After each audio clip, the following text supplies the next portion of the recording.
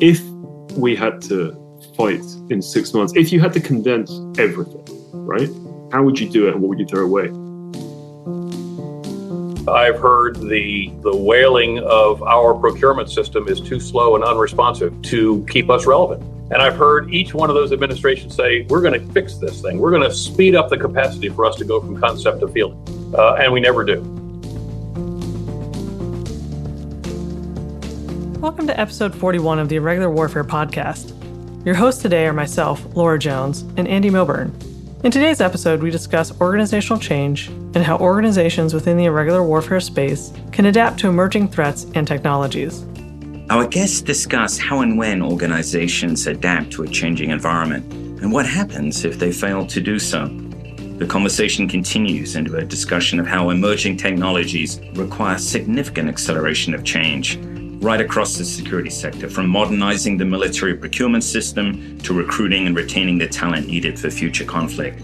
They then talk about the difficulties in changing rigid organizational structures and ingrained cultures, and they explore avenues to encourage change from within. General John Allen is currently the president of the Brookings Institution. Prior to his time at Brookings, General Allen served as senior advisor to the Secretary of Defense on Middle East security and as special presidential envoy to the Global Coalition to counter ISIL. Allen is a retired U.S. Marine Corps four-star general and former commando of the NATO International Security Assistance Force, ISAF, and U.S. forces in Afghanistan. Simon Akam is the author of The Changing of the Guard, the British Army since 9/11. He's a Fulbright scholar. He studied at Columbia University School of Journalism and is a contributing writer for The Economist's 1843 magazine. He has worked for the New York Times, Reuters, and Newsweek, and has contributed to a number of other publications. He co-hosts the podcast, Always Take Notes. You're listening to the Irregular Warfare podcast, a joint production of the Princeton Empirical Studies of Conflict Project and the Modern War Institute at West Point, dedicated to bridging the gap between scholars and practitioners to support the community of irregular warfare professionals. Here's our conversation with General John Allen and Simon Akam.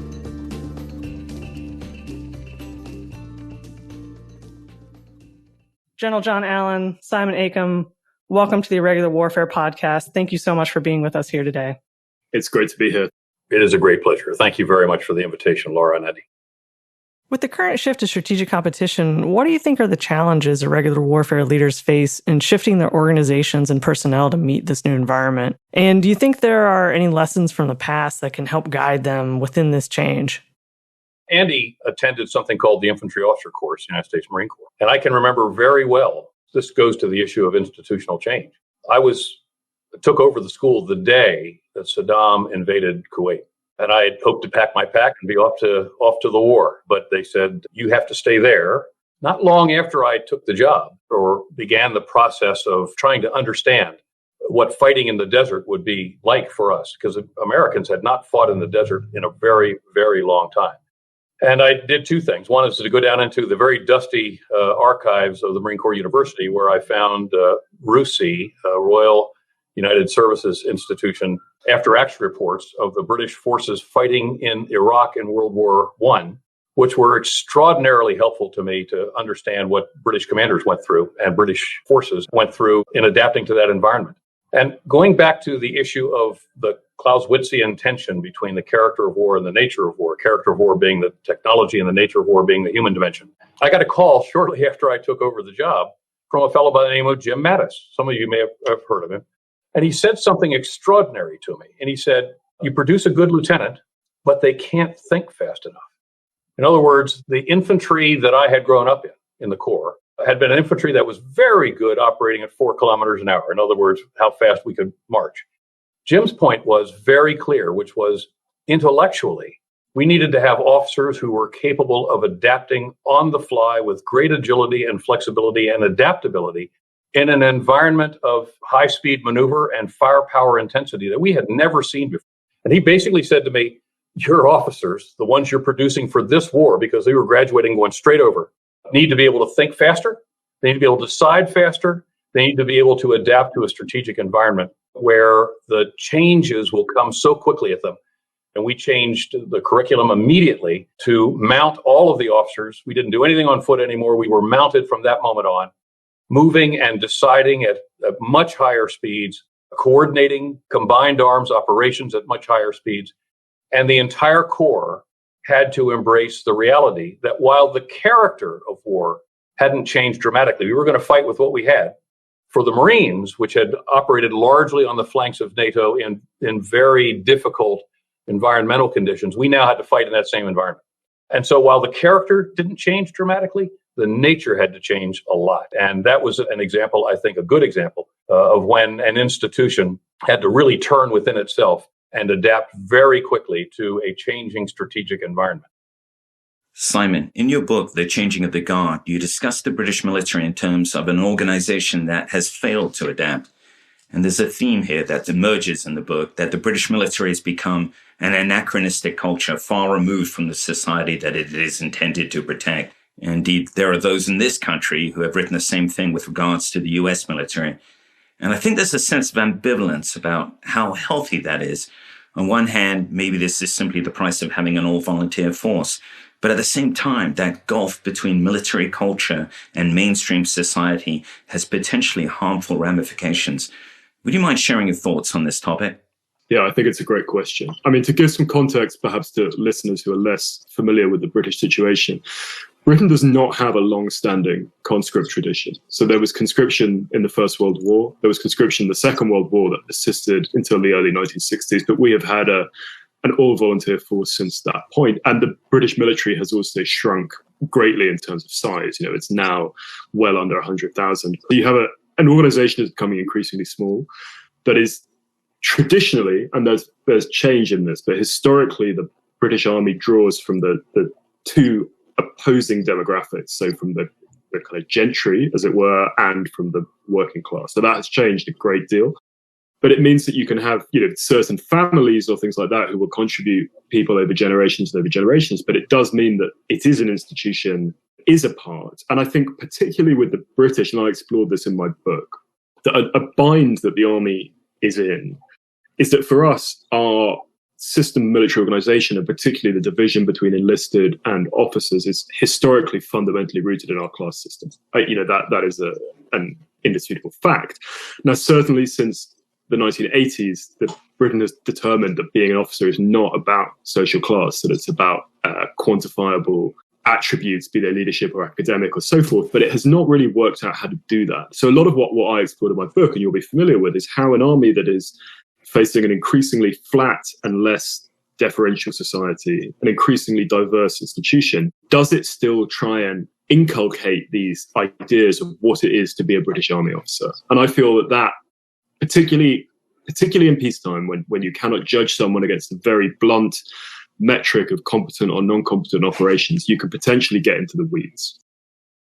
To Simon's great points, look, the United States has for some period of time lived with the reality that less than 1% of our population at any given time, for preponderance of the last 20 years, has fought two major theater wars and been involved in a global special operation, if you will, to beat back jihadist terror and the emergence of terrorist networks, and to, in many respects, deter the Chinese with forward presence operations by the 7th Fleet, the United States Army, and the Marine Corps in East Asia.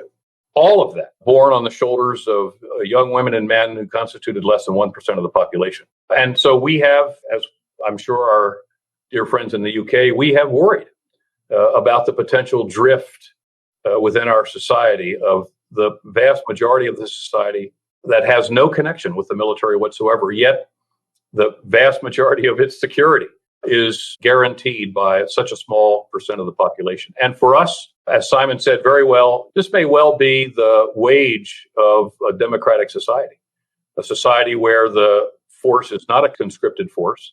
We sometimes use the term all-volunteer force. It's really an all-recruited force. And so we have to create an environment that is attractive to the young men and women of our society to want to be part of this. And so I won't speak to the other services, although I could probably, but in the Marine Corps, we try to create the ethos that to be a Marine is to be part of something bigger than yourself. And it's not really about the killing, although actually we're pretty good at that. It's about the willingness to sacrifice, and to sacrifice on the part of something bigger than yourself, to sacrifice on the part of the interests of the United States based on the principles of the Constitution, et cetera. And so this reality that an all recruited force can in fact either have no identification with the regimentation of service, no tradition of service in their families, and then when they join the service, be in many respects isolated from the vast majority of the American population.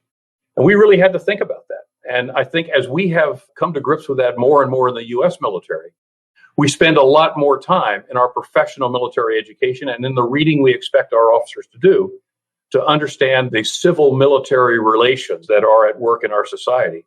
And the inherent responsibility is, as one becomes more senior, to be able to represent the military dimension to the civil dimension. And it comes to its apex, truly its apex. I experienced it as a 4-star general, sitting in the sit room in the White House, having a personal conversation with the President of the United States about how an entire theater of war would undertake its operations. You don't arrive there by accident, and you can't arrive there by accident. We have to ensure that our senior leaders are fully connected into, senior military leaders are fully connected into the civil military dimension that ultimately bridges this gap between 1% of the population or less and the vast majority of the American population. Simon, you don't say as much in so many words, but another theme of the changing of the guard is that the British military is perhaps no longer very good at fighting wars. This is obviously a controversial stance, not widely accepted on either side of the Atlantic, which is why you put so much effort into backing your claim with reams of evidence. It's an opinion that cuts to the core of the British military's view of itself, and for that matter, how the UK military is viewed here in the United States. Why do you make such a claim, and what, in your opinion, are the underlying causes for this decline? It's a fascinating question, firstly. It's worth looking at where the British military in particular was at the time of 9/11 20 years ago.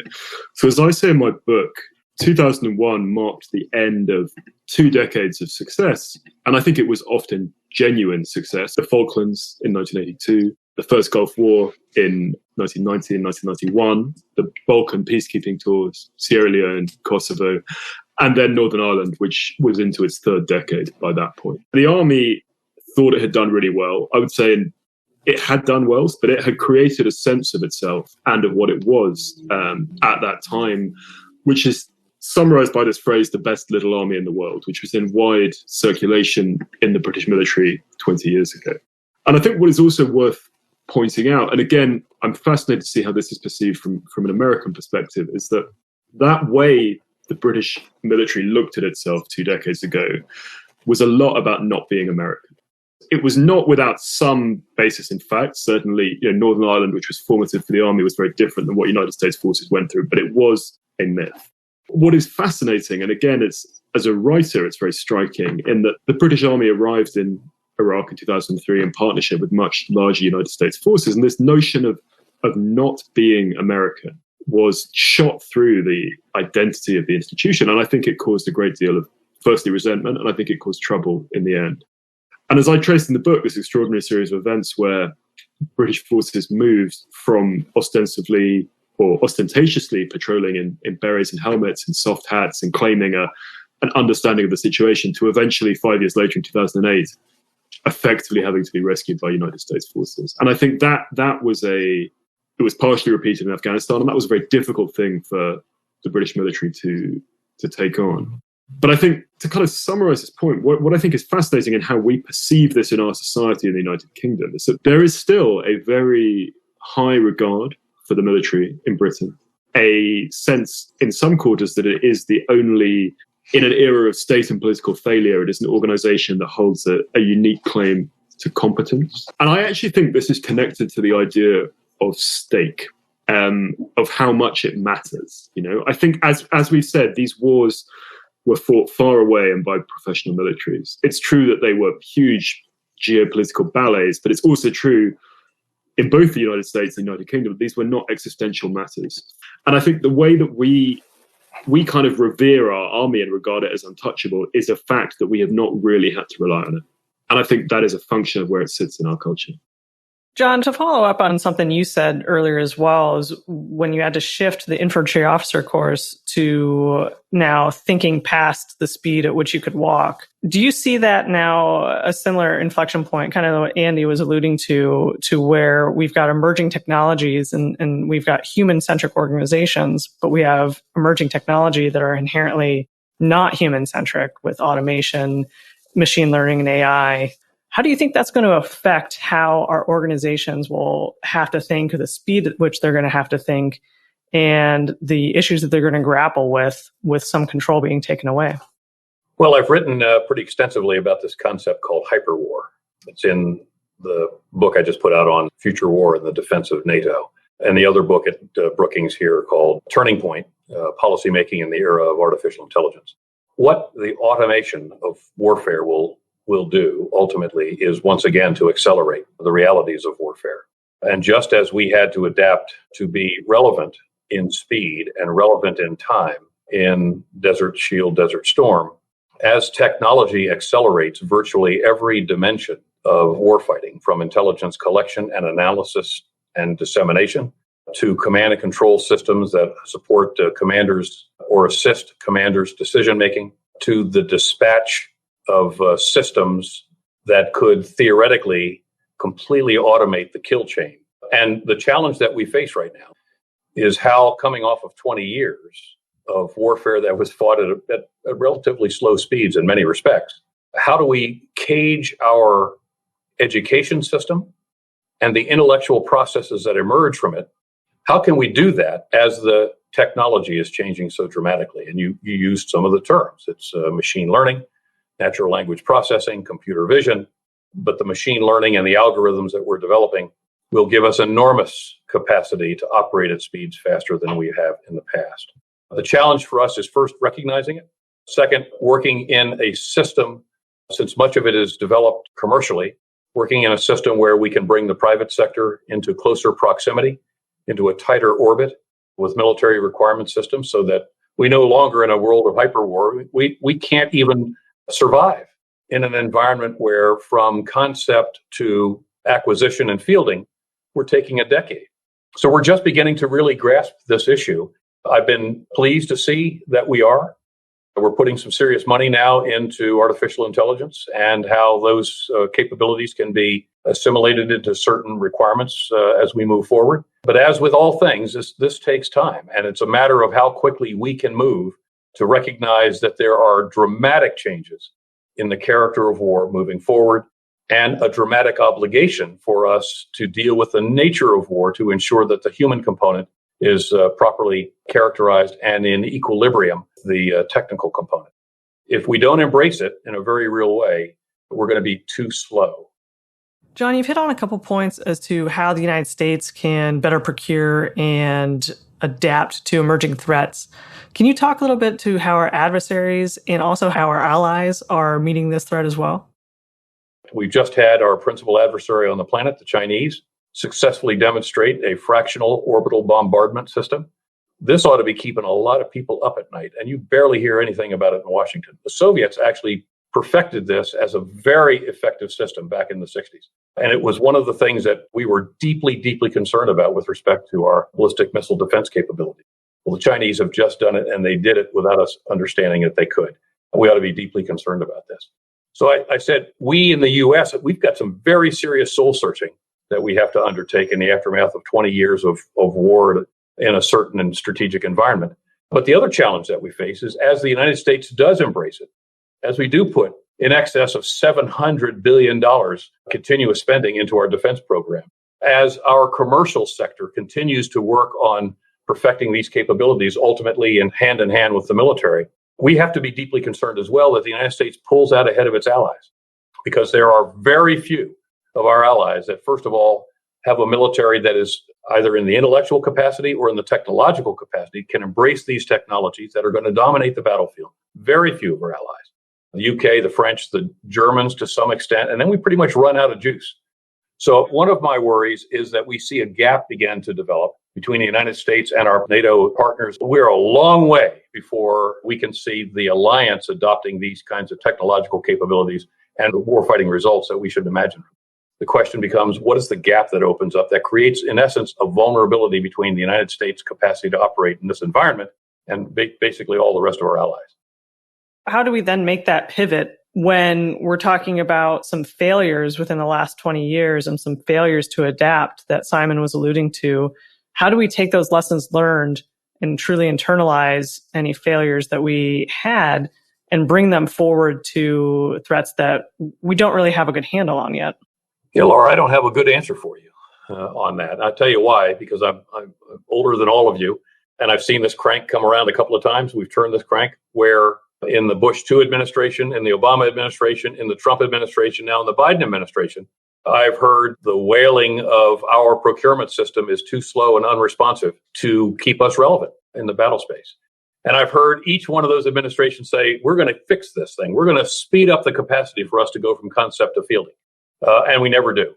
Now, what we've accomplished is that we have absolutely exquisite laws governing procurement and absolutely exquisite capacity to apply ethical standards to the procurement. I mean, we're absolutely perfect in that regard, but it has so slowed us down. We're unwilling to take any risk because risk somehow equates in the public sector with corruption. We have to make the decision about what aspects of the procurement system have to be changed in order for us to remain relevant in a hyperwar environment, because the technology is changing so dramatically, so quickly, that pretty quickly you find yourself at a disadvantage just in timing alone in the fielding of these systems. I think following on from John's point, I thought I'd come in on is on equipment and procurement. And again, I'm not really familiar with this in the United States, but it's a huge issue in the UK at the moment, particularly given a debacle that's happened with a vehicle called Ajax, which has been an attempt by the British military to bring in a new infantry fighting vehicle, and it's run grievously over time. £3.5 billion have been spent, and the only prototypes that work cause injuries, hearing difficulties, and vibration difficulties to soldiers. And a point that I find fascinating in the UK is that no one has ownership, because everyone rolls through these jobs, what you call them SROs, senior responsible officer jobs. They're rotated every 2 years, and they're often regarded as a kind of tedious box-ticking exercise you have to do before you go to a command role. So no one owns the project. And there's a couple of examples of that, how that was done very differently in the past. So the BV, I forget the exact terminology, is that when that was procured in the 1980s, they gave the job to one guy, and he just stayed with it. And he held that responsibility from commissioning through to when the vehicle came in the field. And so you have ownership and you have accountability. So another example, this is from the United States, that I find fascinating, is the development of the B-29 Superfortress in the Second World War. So what is not well known is that the B-29 cost more than the Manhattan Project, right? Like, it was the most expensive single weapons program of the Second World War, but it was also an incredibly difficult technical project because it was orders of magnitude ahead of where things were. So it had cabin pressurization, it had automated gun turrets, technology that was incredibly advanced for that period. And also critically, what they tried to do was to do development and production at the same time. And my sense is that every time that you have this major move forward with a form of technology, you have to bring managerial structures, and the way that you run your people has to advance as well in parallel. Otherwise, it just doesn't work. Simon and John, too, both of you have commented about current military practices, specifically in acquisition is a great example, that prevent the organization from adapting to emerging technology. What I'd like to hear from both of you is your thoughts about how current organizational culture is standing in the way of adaptation.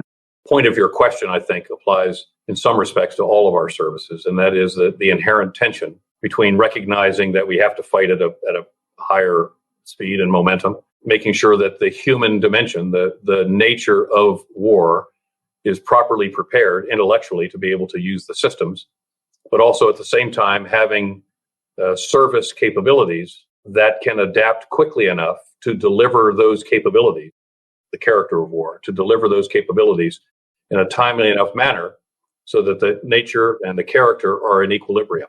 We have robust service experimentation efforts that attempt to prove that in an experimental environment, artificially intelligent, network-centric or network-capable warfighting capabilities will in fact work. And we prove that in those warfighting capabilities. The problem is the procurement system that then would deliver those capabilities to those troops that are now proving that they're intellectually capable. It's not there. It's not happening. John, you've commented about how current military practices in the area of procurement, acquisition, for example, prevent the institution from adapting to emerging technology. What I'd like to hear from both of you is your thoughts about how current organizational culture is standing in the way of our ability to adapt to the pace of modern war that has now been set by our potential adversaries, most notably China. And as you point out, this failure is not about technology as much as our methods and procedures for employing that technology. The realization that although the nature of war has not changed, the character most certainly has, and that we in the West have failed to acknowledge or keep pace with that change. I think the broader point here is that this is about a second bind that militaries find themselves in through no fault of their own.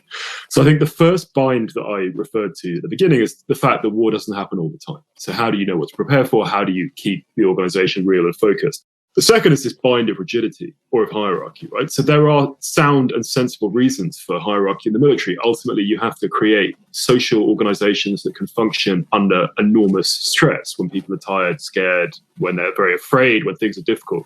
But there's also the problem that that same rigidity makes change very difficult. So if you look at how the leading edge high-tech civilian organizations run now, they are flat, right? They're really flat. And they have they do not have rank structure. They have, this idea that people can bring things to the table. And they also don't have to deal with combat, right? So that's difficult. How do you trade rigidity for adaptability?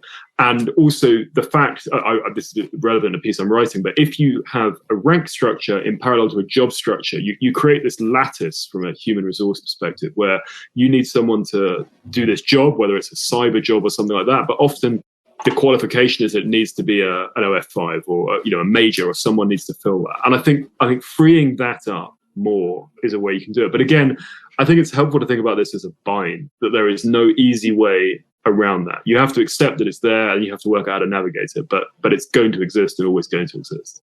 Regarding the last 20 years, and this particularly relates to Britain, but I'm sure it's germane to the US, that there needs to be an acceptance that it didn't all work particularly well and that there were problems. And I think the situation that we have in the UK at the moment, and again, for those who aren't familiar, the Secretary of State here has just summoned the senior leadership of the Army for an extraordinary general meeting of the Army Board, which reflects a series of scandals, the cover-up of a murder in Kenya, but also procurement, a kind of drumbeat of stuff that's been going on. And there is a sense here of an institution in crisis in some ways.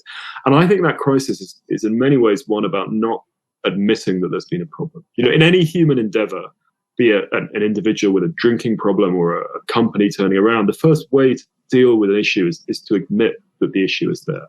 And I think what we see in Britain often is an extent now, because things were difficult and experiences were hard, to kind of rush forward and embrace often a fairly superficial, buzzwordy level, these ideas of tech or cyber or whatever, and using that as a way to avoid having some harder questions about what our army is for and how we should put it together. But I also think on the other side, I find it helpful to think about, these binds that military organizations find themselves in that are not fundamentally their fault, that they are structural issues that they have to learn how to navigate.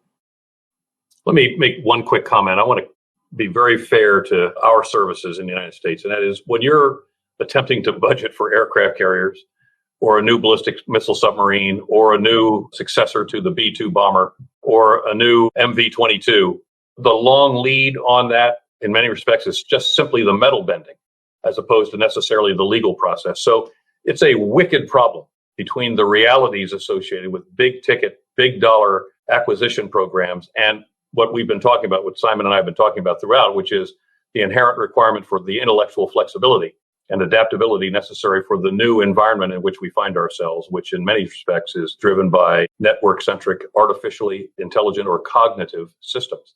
And the two of those are in massive tension. And until we're able to reconcile that in one way or the other, we're going to be dealing a lot with legacy systems that are smart, but we're not going to be creating the smart systems that we need for the future.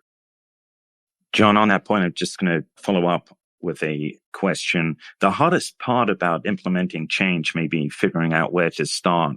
So with that in mind, what advice do you have for practitioners, both senior officers and policymakers, to implement the change that is necessary that you've outlined? Well, first you have to understand the strategic environment in which you're going to be operating. And that's one of the things that is where we often fail. What is the strategic environment today, and what's it going to look like in the future? And from my perspective, the nearly breathtaking speed with which technology is changing is going to define geopolitics. We're talking virtually right now. If I were to stop talking, somebody's phone would come up in a couple of seconds. And one of the reasons for that is while we exist in the physical environment, where we find our relevance is in the cyber environment. And that is going to only increase as time goes on. So what we have to do is have our senior leaders understand that the environment is going to change so dramatically at the strategic horizon, which is from now to out a generation, out 30 years or more. That's going to change so much that we have to understand that the systems and the organizations that can deliver us to success in the envisaged strategic environment have to be in an equilibrium of some form or another. And the United States has been surprised a number of times. And we have got to understand that the human piece of this thing is dramatic. It's important. There are recruiting aspects of it, different kinds of people, how we train them, what we expect of them, how we educate them. All of those things have to fit into ultimately the nature of the character of war, which is a highly dynamic, technologically advanced environment. And the fundamental difference, Andy, when Jim Mattis's note arrived that caused us to change throughout the entire Marine Corps was we stopped being an organization that was top-down driven in the context of decision-making to one where decision-making was instilled in the most junior officers in a flat way so that we gave them mission orders. This is where maneuver warfare really took over. We gave them mission orders. They made decisions. They moved out, and they fought with the technology they had. The nature of war leapt ahead of the character of war because we consciously chose to get the decision at the very heart of what we were doing. And I don't think that's changed to this day. The problem is, can we ensure that the officers we recruit and the way we prepare them for the decision-making environment in hyperwar is consistent in the equilibrium standpoint with the environment that we're going to face at the strategic horizon. Do you think if we implement change and we try to revolutionize our organizations, both structure and culture, how do we measure success of that? Can we measure it ex ante, or do we have to wait until it's truly tested or there's a crisis to see if our changes have actually worked? We don't need to be eye deep in a bloody conflict to determine whether we got it right or not.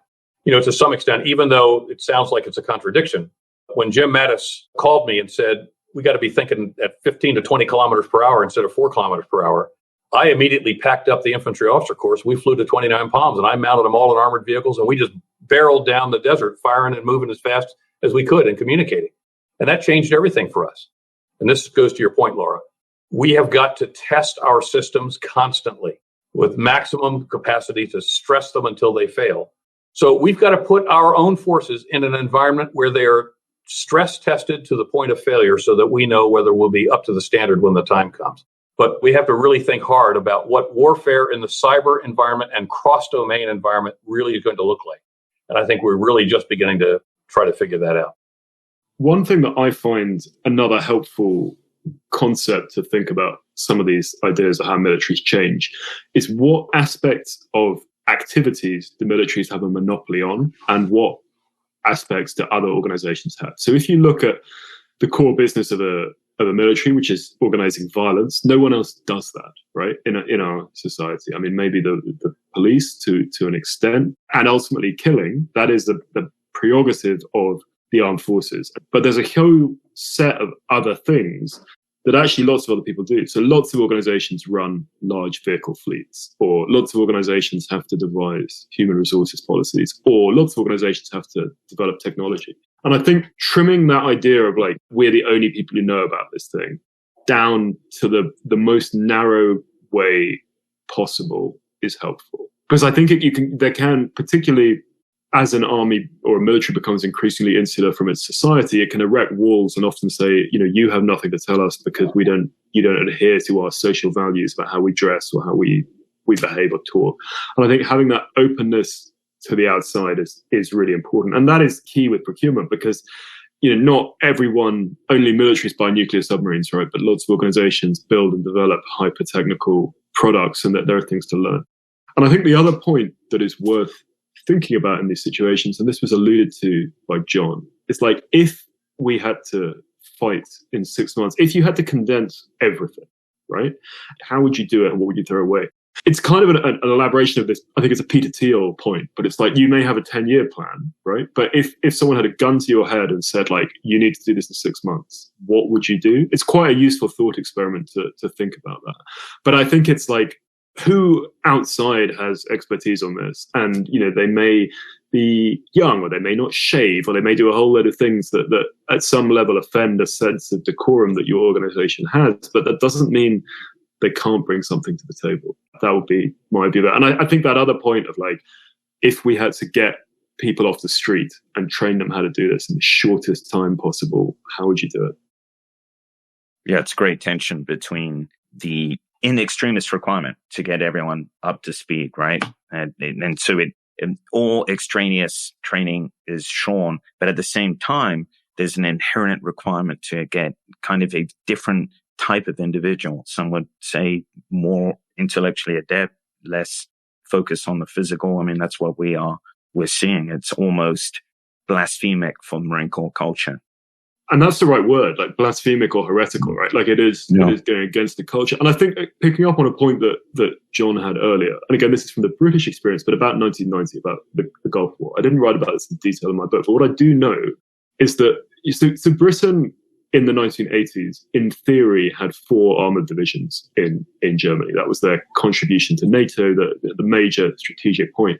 They sent 1 to the Gulf in 1990, so a quarter of the force. But in order to send that force, like, there were 17 tanks left in Germany, British tanks, and everything was sitting on breeze blocks because they took the spare parts off. Like, what it revealed was how hollowed out the whole thing was, because it was all about what was in the shop window, what looked like capacity was. And I think what is striking in some ways about that period is that suddenly when they had to actually deploy these units, like, they had 25% of the capacity that was there. So I think I bang on this stuff a lot, but stuff like how people are assessed, how they're reported on this, like, if you have a zero defect reporting culture where if anything is wrong, you've been a battalion commander, and if one of your soldiers loses a rifle or whatever, if the idea is that any step that you make is wrong, it's going to torpedo your promotional chances, then the temptation to, like, juke the stats about how many of your vehicles are working, about how all of that, I just bang this drum. It's the incentives. Well, a lot of it would come down to institutional inertia, right? Like once that culture is in place, it takes a very strong force to then get rid of it, right? Or to replace it or to change it. From the kind of list that we had before the discussion, I think is interesting, talking about special operations forces and this idea that, of the benefits of kind of flatter structures. I do think we have an issue in the UK that our special operations forces are too secret. I think we cover them in a level of secrecy that is ultimately counterproductive. And it's clear that these organizations there needs to be levels of confidentiality about what they do and potentially about people who sit in them. But what happened in the UK, we mythologized our special forces community. We had this idea almost that they were kind of supermen and things like that. And it just creates this culture which actually makes it very difficult for them. And I once had another conversation with a senior enlisted guy from the SAS who said, like, look, we have this tremendous problem that we have a culture where, like, if you're not badged, you bring nothing to the table. But we need loads of people who are not badged to do what we do, because we need medics and we need radio operators and stuff like that who cannot pass our selection procedures. But we have a culture that kind of looks down on them. And I think the fact that we wrap these organizations in such a layer of secrecy in the UK, it's slightly ridiculous because we also have a whole cohort of people who've been in them who then make media careers going, trading on the back of what they've done. And they, so it's sort of really like, how secret is it? But I think actually it's insularity where there is not a need for insularity. General John Allen, Simon Akam, thank you so much for being here with us today. Look, this has been a fantastic conversation. Thank you to General Allen and also to Laura and to Andy for hosting such an interesting conversation. My book, for those who aren't familiar with it, is called The Changing of the Guard, the British Army since 9/11, and it's available at all good bookstores. Many thanks. It was great to be with you all today. Questions were terrific. I learned a lot from Simon. I have to admit, I don't have your book. I'm going to go out and get it right now. It sounds like it's going to be something from which I'll also learn a lot. So I want to thank Laura and thank Andy for this opportunity, and Simon for the great work you're doing. And I wish you all the best, and please stay well. Thanks again for listening to episode 41 of the Irregular Warfare podcast. We release a new episode every 2 weeks. In our next episode, Kylie and I discuss coalitions through the American-Australian lens with Ambassador Douglas Lute and Ambassador Duncan Lewis. After that, Abigail and Kyle explore the book Bullets, Not Ballots, Success in Counterinsurgency with its author Dr. Jacqueline Hazelton and Dr. Anne-Marie Slaughter. Please be sure to subscribe to the Irregular Warfare Podcast so you do not miss an episode. The Irregular Warfare Podcast is a product of the Irregular Warfare Initiative. We generate written and audio content, coordinate events for the community, and host critical thinkers in the field of irregular warfare as fellows. You can follow and engage with us on Twitter, Facebook, or LinkedIn. One last note. What you hear in this episode are the views of the participants and do not represent those of Princeton, West Point, or any other agency of the U.S. government.